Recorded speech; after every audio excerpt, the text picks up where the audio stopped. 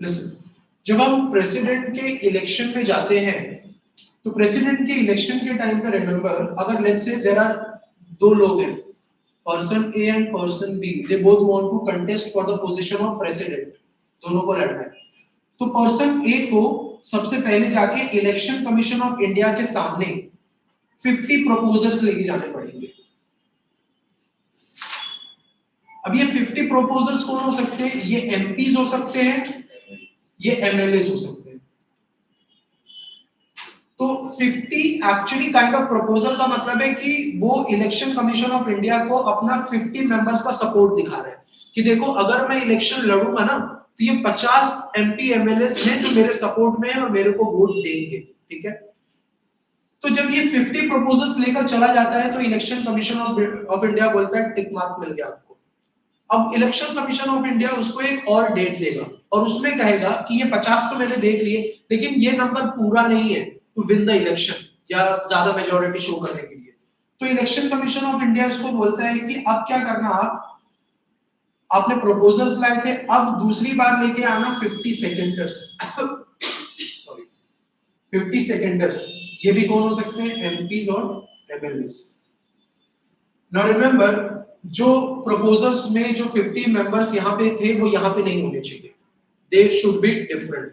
तो टोटल मिलाकर जब वो 100 सपोर्ट अपने एमएलएस और एमपीस का दिखा देता है, that person can contest the election. अगर इसमें ये फेल हो गया तो he can not contest for the election. It is just to maintain kind of कि प्रेसिडेंट के इलेक्शन को थोड़ा सीरियस रखना है। कोई भी अलता भलता आदमी आ जाएगा, मेरे को भी प्रेसिडेंट बनना तो इलेक्शन कमीशन ऑफ इंडिया परेशान हो जाएगा। तो इसलिए थोड़ा सा सीरियसनेस मेंटेन करने के लिए, लेजिटिमेसी मेंटेन करने के लिए उन्होंने ये 50 प्रपोजल्स ऑफ 50 सेकेंडर्स रखा है। तो अब देखो, जो भी पार्टी पावर में है, रूलिंग पार्टी है, उसके पास तो मेजॉरिटी है, मेजॉरिटी नंबर्स है, तो उसके लिए इजी है कि वो क्या करेगा, 50 प्रपोजल्स और 50 सेकेंडर्स दिखा सकता है, क्योंकि वो पार्टी इसीलिए तो रूलिंग में, क्योंकि उसके पास ज्यादा नंबर्स है। Then what about the person who will be fighting on opposition of this ruling party, that is BJP.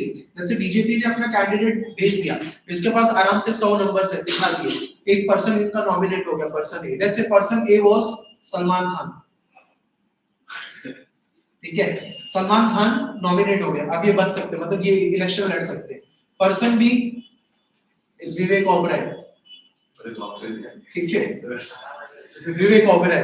अब विवेक ओबराय को भी क्या करना है, सलमान खान के अगेंस्ट प्रेसिडेंट के पोस्ट के लिए फाइट करना है। बट विवेक ओबराय को क्या बीजेपी का सपोर्ट है? नहीं। तो विवेक ओबराय को क्या करना पड़ेगा, अपोजिशन का सपोर्ट लेना पड़ेगा। बट अपोजिशन के पास नंबर कम था, इसीलिए तो वो लोग अपोजिशन में बैठे। तो यहां पर क्या होगा, जितनी भी अपोजिशन पार्टीज हैं वो सारी एक साथ आ जाएंगी और वो मिलकर क्या करेंगे, 100 प्रपोजल्स और सेक्रेटरीज को तैयार करेंगे। अगर एक पार्टी चाहेगी कि नहीं मेरा ही आदमी होना चाहिए बीजेपी के अपोजिशन में, तो वो फंस जाएगा, क्योंकि उतने उसके पास रिक्वायर्ड नंबर्स है ही नहीं। इसलिए सारी अपोजिशन पार्टी यहाँ पर एक हो जाती है। तो अपोजिशन पार्टी से, चाहे उसमें कांग्रेस होगी, उसमें समाजवादी होगा, डीएमके पार्टी होगी, बहुत सारी पॉलिटिकल पार्टी होगी, उनका एक कैंडिडेट होगा और बीजेपी की तरफ से एक कैंडिडेट होगा। अब दोनों फाइट। द्रौपदी मुर्मू अनअपोज्ड नहीं, उनके अगेंस्ट थे, राजस्थान के थे शायद, क्या नाम था, Ashok Chauhan, I am not sure, but नहीं वो अपोज नहीं जीती है। यशवंत राव शायद से थे, अनअपोज नहीं है भाई। इंडिया के केस में सिर्फ एक ही प्रेसिडेंट थे जो अनअपोज्ड इलेक्ट हुए थे, that was, if I am not mistaking, it was doctor Rajendra Prasad, शायद इन हिज फर्स्ट इलेक्शन। ठीक है, बात समझ में आ गई, क्लियर है इतना? 50 प्रपोजल्स एंड 50 सेकेंडर्स, याद रहेगा। ये बताओ, प्रेसिडेंट का जो इलेक्शन होता है, is it first pass the post system के थ्रू होता है या फिर, अच्छा सर अगर दोनों में 100